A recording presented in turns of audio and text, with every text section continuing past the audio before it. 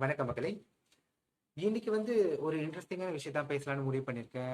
இது என்னன்னா, நம்ம நிறைய ரியாலிட்டி ஷோஸ் இப்போ டிவில வருது. டிவில மட்டும் இல்லைங்க, இணையம் மூலமாவும் யூடியூப் மூலியமாவும் நிறைய ரியாலிட்டி ஷோஸ்ன்னு சொல்லிட்டு போடுறாங்க. இந்த ரியாலிட்டி ஷோஸ்னா என்ன? ரியலா ஒரு விஷயம் நடக்குது, அதை ஒரு டிவி ஷோவா மாத்தி மக்களுக்கு காட்டுறாங்கன்னு தான் பொருள். அப்படிதான் எனக்கு தோணுது. இப்போ நீங்க பாத்தீங்கன்னா நிறைய ரியாலிட்டி ஷோஸ் வந்துருச்சு. குக்கிங் ஷோல இருந்து, சிங்கிங் ஷோல இருந்து, டான்சிங் ஷோல இருந்து, என்னென்னமோ கான்செப்ட்ல இப்போ இந்த ரியாலிட்டி ஷோஸ் போயிட்டு இருக்கு. சில நேரங்களில் நீங்க பார்க்கும்போது ரொம்ப கொஞ்சம் ஓவரா போற மாதிரி உங்களுக்கு தோணுதில்ல? சில ரியாலிட்டி ஷோஸ் ரொம்ப எக்ஸ்ட்ரீமா போன மாதிரி இல்லை? இப்போ நம்ம இங்க எது சரி எது தப்புன்னு பேச வரல, ஆனா நான் பார்த்த விஷயங்களை உங்ககிட்ட ஷேர் பண்ணலான்னு முடிவு பண்ணியிருக்கேன். இது சரியா தப்பான்னு கூட என்னால டிசைட் பண்ண முடியல. சில பேருக்கு அந்த விஷயங்கள் பிடிச்சிருக்கலாம், சில பேருக்கு இது ரொம்ப ஓவரா இருக்குன்னு தோணலாம், சில பேருக்கு பார்க்க கூட மாட்டாங்க இந்த மாதிரி விஷயங்களை. சரிங்களா? இதுல நம்ம என்ன, நம்மளோட கான்செப்ட் என்ன? இது ஒரு பொழுதுபோக்கு நிகழ்ச்சி, சந்தோஷமா பார்த்துட்டு ஆஃப் பண்ணிட்டு போயிட்டே இருக்க வேண்டியது. ஆனா இது நம்மளுடைய அன்றாட வாழ்க்கைகளை ஏதாவது தாக்கம் கொண்டு வருதான்னு நம்ம யோசிச்சு பார்த்துருக்கோமா? இல்ல நம்ம குடும்பத்தோட உட்காந்து பார்க்கும்போது அவங்க சரியான காட்சிகளை தான் காட்டுறாங்களான்னு நம்ம கவனிச்சு பார்த்துருப்போமா?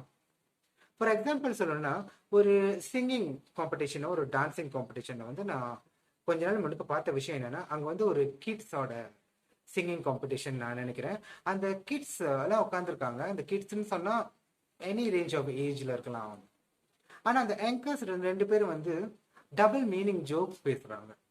அதை நம்மளுக்கு பாக்குற அடால்ட்டுக்கு டைரக்டா புரியுது.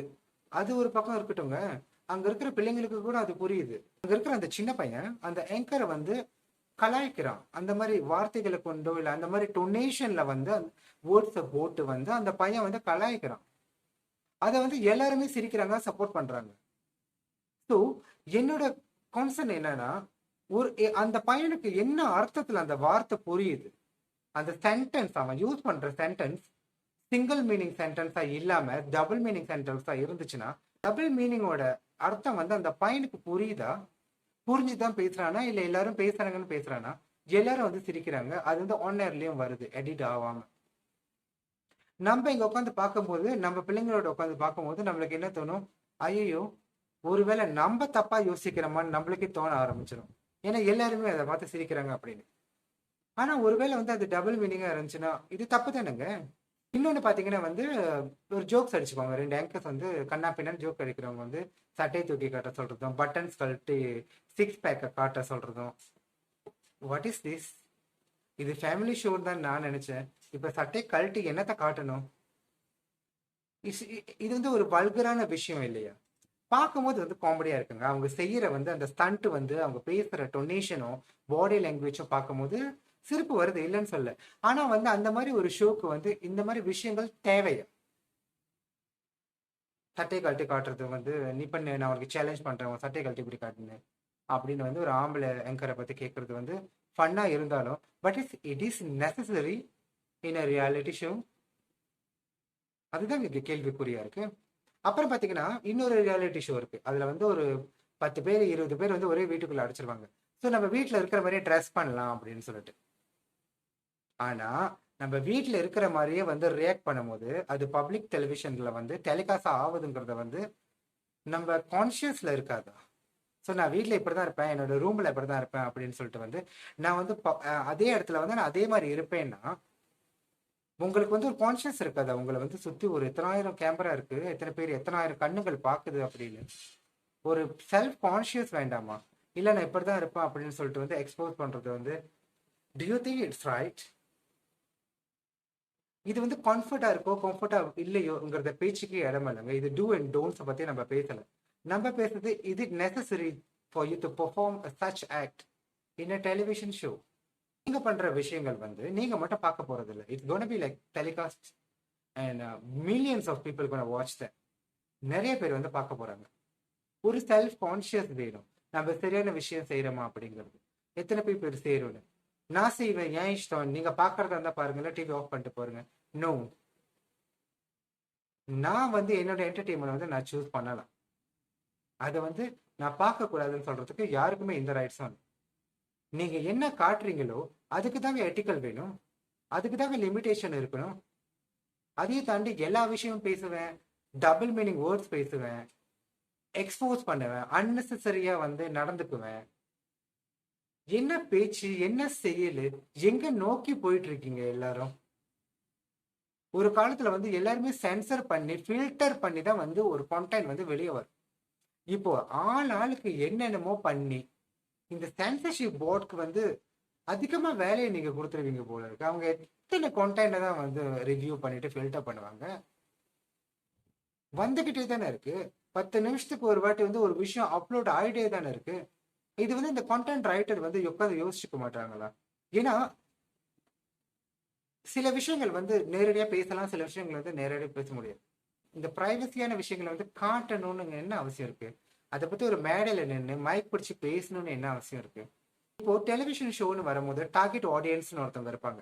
இந்த ஆடியன்ஸ்க்கு இந்த டைம் ஸ்லாட்ல தான் வந்து இந்த ப்ரோக்ராம் போய் சேரணும் அப்படின்னு. ஆனா இப்ப பாத்தீங்கன்னா எல்லாருமே வந்து எல்லா ப்ரோக்ராமும் எல்லா டைமும் வந்து பாக்குறாங்க. 18+ கிளஸ்டர் வந்து ஃபாலோ பண்றாங்களா இல்லையான்னு நம்மளுக்கு தெரியல. ஏன்னா நம்ம வந்து எப்படி வந்து ஃபில்டர் பண்றோம், அந்த ப்ரோக்ராமை நம்ம வெளியாக்குறதோ அது யாருக்கு போய் ரீச் பண்றதுங்கிறத வந்து நம்ம எப்படி கண்காணிக்கணும்? சைன்இன் பண்ணும்போது 18 அண்ட் பிலோ, 18 அண்ட் அபோவ்னு சைன்இன் பண்ணலாம். ஒருவேளை வந்து அந்த வீட்டில் உள்ள பிள்ளைங்களை வந்து அவங்க அப்பாவோட ஐடியிலையோ அவங்க அம்மாவோட ஐடியிலையோ அந்த யூடியூப்பை பார்த்துக்கிட்டு இருந்துச்சுன்னா அதுங்களுக்கு என்ன மாதிரி விஷயங்களை நம்ம கற்றுக் கொடுக்குறோம்?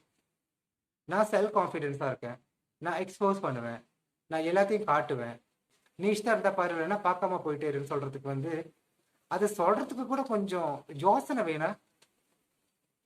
நான் என்ன வேணாலும் பேசுவேன், நான் எப்படி வேணாலும் நடந்துக்குவேன், இஷ்டம் இருந்தா நீங்க பாருங்க, எனக்கு தேவையான பப்ளிசிட்டி, எனக்கு தேவையான ரேட்டிங்ஸ். அகெயின் நீங்க அடுத்த ஜெனரேஷனுக்கு என்ன சொல்லிட்டு போறீங்க? என்ன கேட்டீங்கன்னா நம்ம சொசைட்டியை வந்து மூவிங் ஃபார்வர்ட் கொண்டு போற மாதிரி தெரியல, பேக்வர்ட்ஸ்க்கு கொண்டு போற மாதிரி இருக்கு. இந்த காலத்துக்கு ஒரு 100, 200, 300 இயர்ஸ் பேக் போற மாதிரி இருக்கு. நிறைய விஷயங்கள் வந்து நிறைய கைட்லைன்ஸ் கொண்டு வந்திருக்காங்க. இந்த எத்திக்கல் வாய்ஸ் வந்து நிறைய விஷயங்கள் வந்து பார்த்து செயல்படுங்க.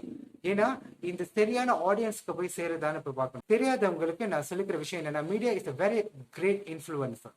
மீடியானால இன்ஃப்ளூயன்ஸ் பண்ண முடியாத விஷயங்களே இல்லை, சாதிக்க முடியாத விஷயங்களே இல்லை. 100% பார்த்தாங்கன்னா அதுல 1%க்கு அந்த விஷயம் ரீச் ஆனாலே அது சக்சஸ் தாங்க. சரியான விஷயம் ரீச் ஆகுதாங்கிறத தான் நம்ம பார்த்துக்கணும். நம்ம முதல்ல என்ன மாதிரி கண்டென்ட் வந்து கொண்டு வந்து கொடுக்குறோம், நம்ம எப்படி செயல்படுறோம், நம்ம எப்படி ரியாக்ட் பண்றோம், நம்ம என்னத்தை பேசுறோங்கிறது வந்து ரொம்ப இம்பார்ட்டன்ட். சில பேர் பாத்தீங்கன்னா வந்து தானாவே வந்து தனக்கு தானாவே கேவலப்படுத்திக்குவாங்க. அதுல அவங்களுக்கு ஒரு சந்தோஷம்.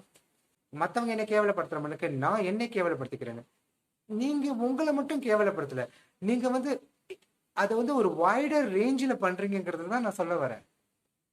நீங்க வந்து கருப்பா இருக்கேன், நான் என்னை அவமானப்படுத்திக்கிறேன் அப்படின்னு சொல்லும் போது அதே கருப்பா உள்ளவங்க எத்தனை பேர் இந்த நிகழ்ச்சியை பார்த்துக்கிட்டு இருப்பாங்க? நீங்க வந்து இன்டைரக்ட்லா எல்லாருமே அதுல இழுக்கிறீங்க. You are bringing in your family members, எல்லாருமே வந்து அவமானப்படுத்துறீங்க. You are bringing in everybody, you are literally calling everybody மாமா, அங்கிள், அத்தான். What is this? அது வந்து நாங்க இங்க உட்காந்து பார்த்து சிரிக்கணும், நீங்க சட்டை கழட்டுனா சிரிக்கணும், ரசிக்கணும். நம்ம ஏதாவது கேட்கும் போது உங்களுக்கு பிடிக்கலன்னா நீங்க பார்க்காதீங்கன்னு சொல்லுவீங்க. எங்களுக்கு பிடிக்காட்டியே நாங்க பார்ப்போம், பிகாஸ் we have rights. எங்களுக்கு சரி பட்டு வரலன்னா நாங்க என்னன்னு கேள்வி கேட்போம், நீங்க பதில் சொல்லுங்க, இல்ல சொல்லாம போங்க. ஆடியன்ஸான நம்ம கையில தாங்க எல்லாமே இருக்கு. எல்லாத்தையும் வந்து அப்படியே ஏத்துக்காதீங்க. எங்கெங்க கேள்வி கேட்கணுமோ, எங்கெங்க வாய்ஸ் பண்ணணுமோ அங்கங்க உங்க வாய்ஸ் ரைஸ் பண்ணி நியாயத்தை கேளுங்க. நன்றி.